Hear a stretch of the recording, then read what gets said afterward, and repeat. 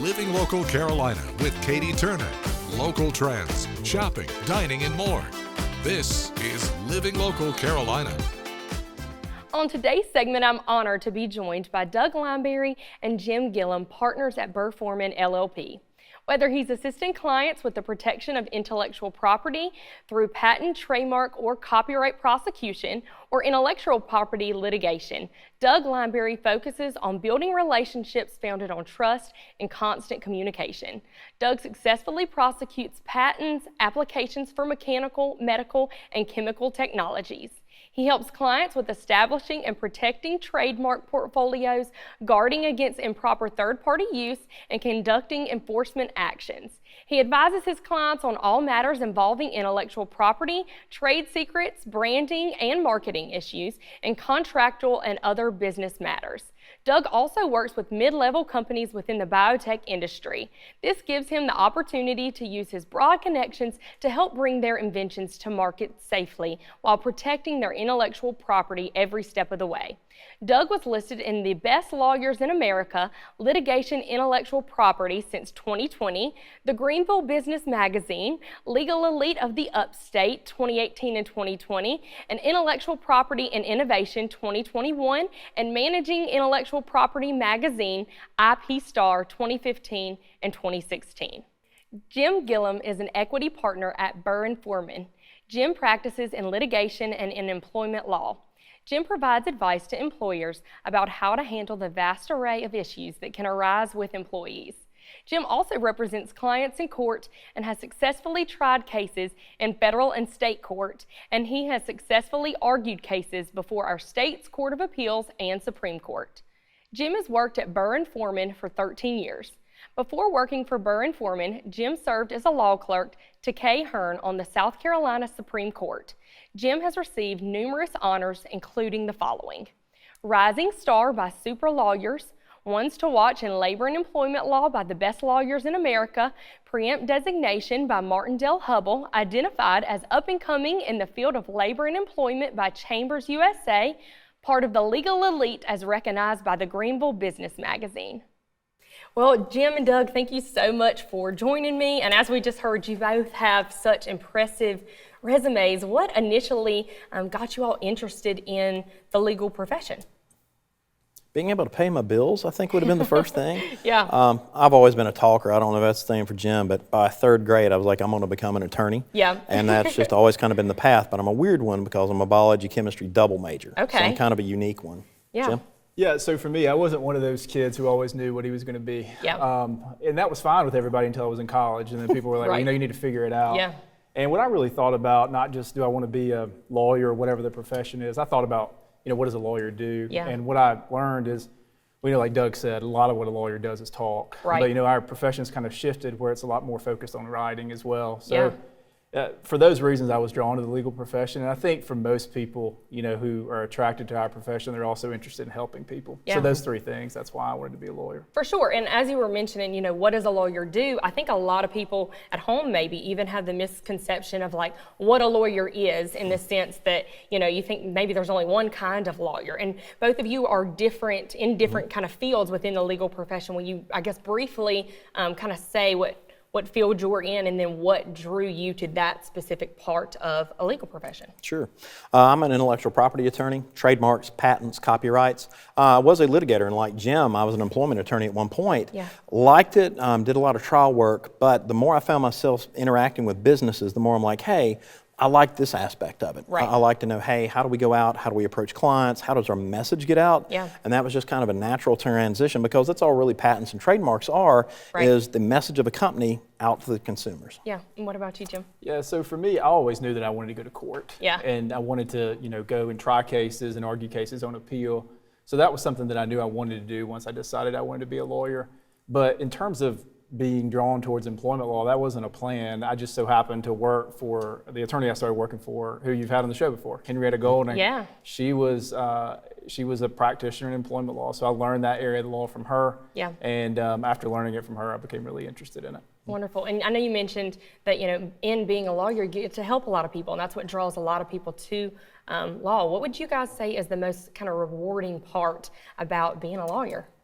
And the big thing is the excitement. I don't have to help people in like bad situations. I get them to bring something to me they're excited about. It's an invention or new trademark, new business. Yeah. And so you get to see them really at the base level of it. We are very fortunate that we've had a lot of people at home send in different questions for you guys to where you will get to kind of continue that help on the show here today. So when we come back from the break, we will be talking with Doug and Jim and getting some of their advice with questions with viewers from home.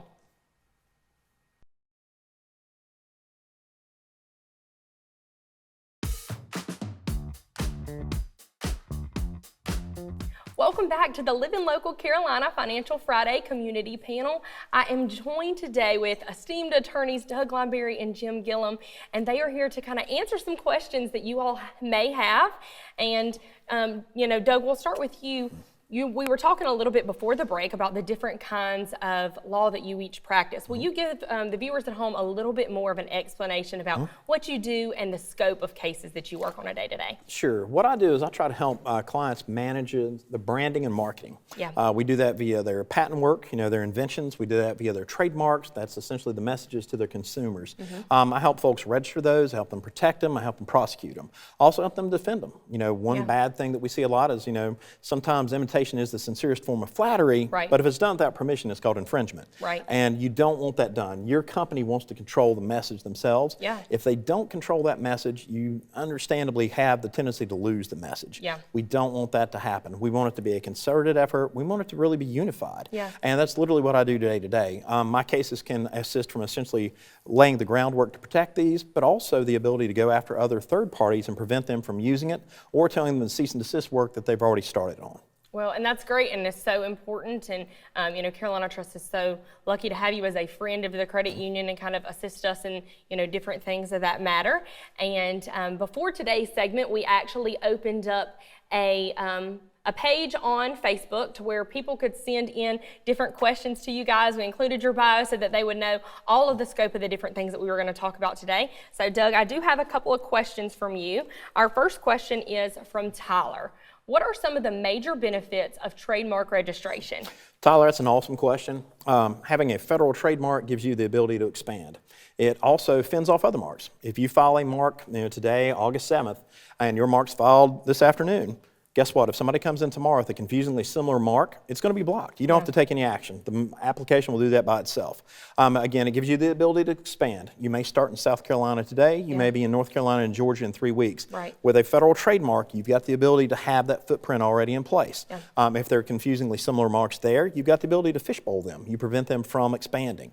And so, Tyler, the one thing you want to understand is really all about messaging. We want to make certain that your consumer brand is out there, that it's protected. If you don't protect it, you stand the ability to lose it, or somebody else registers a mark that may be similar to yours. And if that happens, you may lose the ability to use your own mark, even though it's yours and you created it. Right. And then our next question is from Sarah. How important is it to trademark your brand and colors and logo in 2023? Sarah, it's a great question. Colors, not everybody's John Deere green. If you've got something you're very specific about and something you really like, absolutely, but I would tell you to be a little more open and flexible with that. You may want to change your colors. Valentine's Day is red, St. Patrick's Day is green. Cancer awareness is pink. You may want to keep just a trademark and a logo, but done in a non-colored format so that you can have those abilities to switch colors. But you may also have like violet. Violet's our color. We're never going to deviate from it. So it depends on the message you're going to send and what will protect on that point. Well, that's great to know. And then our final question is from Adam. Is registering a name and a logo enough, or should you trademark additional elements?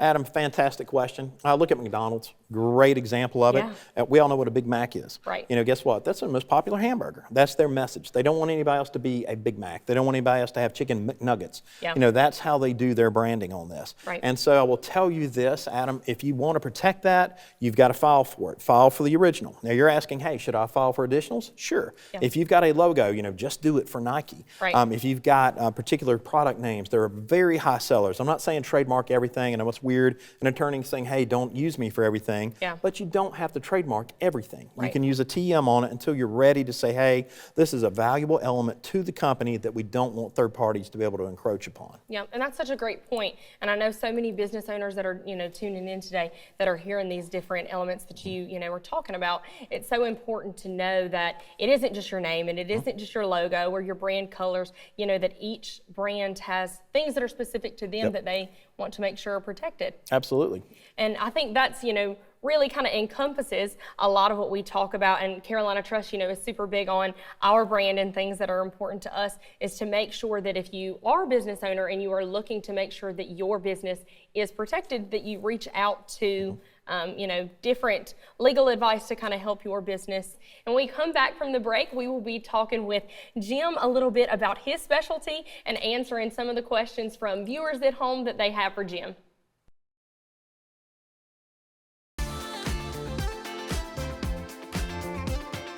Welcome back to the Living Local Carolina Financial Friday Community Panel.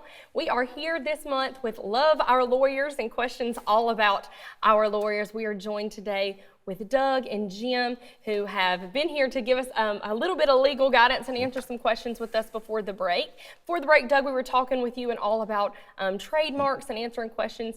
And now, Jim, we'll turn it over to you. If you'll give us a little bit of an overview of kind of what work you do in the legal field and cases that you see on a regular basis. Sure, yeah, and I'll put them sort of in two buckets, August.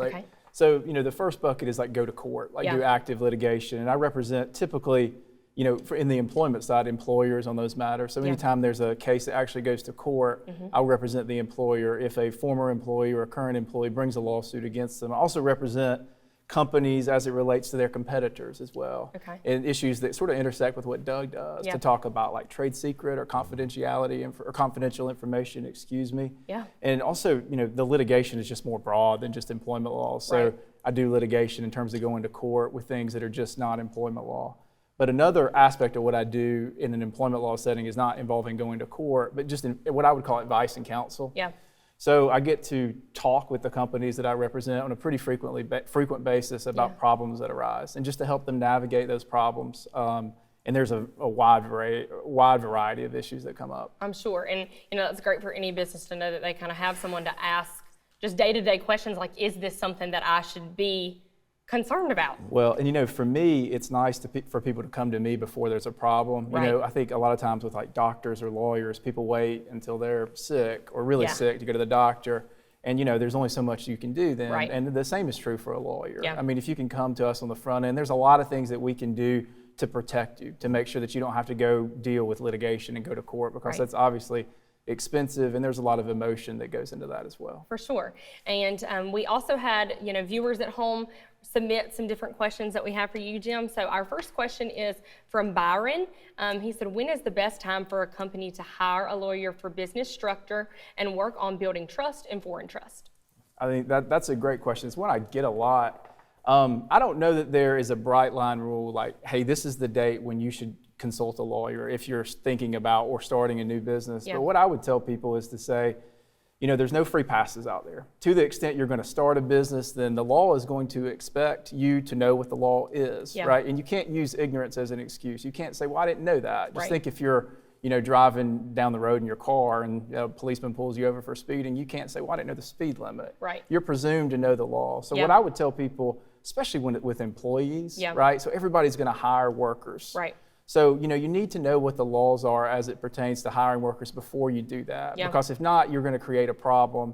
And if you're hiring more than one worker, you're probably going to create that same issue over and over again. So you're looking at big liability. And, with what I do, those are problems that are pretty easy to solve on the front end. On the back end, they can be pretty big. For sure. And then our next question is from Amy.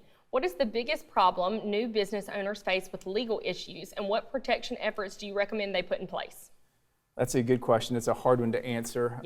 So I think if I had to say what's the one common thing that new businesses struggle with, it's probably just unawareness of what the law is. From an employment perspective, the biggest problem I see is probably with classification of workers. So that means a lot of companies think, well, we're going to hire people and we can just label these individuals as independent contractors or employees, but you can't do that. There's going to be a legal analysis as it relates to how the worker should be properly classified. And also, if someone is an employee, another thing to think about, another issue I see, is a decision as to how you're supposed to pay them. Yeah. A lot of times employers think, well, we can just pay this person a salary, or we can just agree to pay this person whatever. Well, you can't do that. Yeah. The law is going to tell you how you have to pay specific types of employees. Yeah, and I think that's, a really good point for a lot of business owners, that they have ideas for, what they dream a business to become. And so they kind of step out on that faith of that idea, but there's really so much more to it than that. Well, and I think if you're the business owner or the entrepreneur, you're so focused on your idea, Yeah. and there's so much to do in terms of the idea, but there's a lot to do in terms of executing, or what I would call blocking and tackling, to Yeah. make sure that you're compliant with the law. Yeah. And no one can be an expert in everything, right? Yeah. So that's when you need to rely on someone else to kind of help you someone tackle who is those an problems. expert. Right. Well, thank you both so much for joining me. And for all of you at home, be sure to tune in next month, where Doug and Jim will join us again to answer the remaining questions.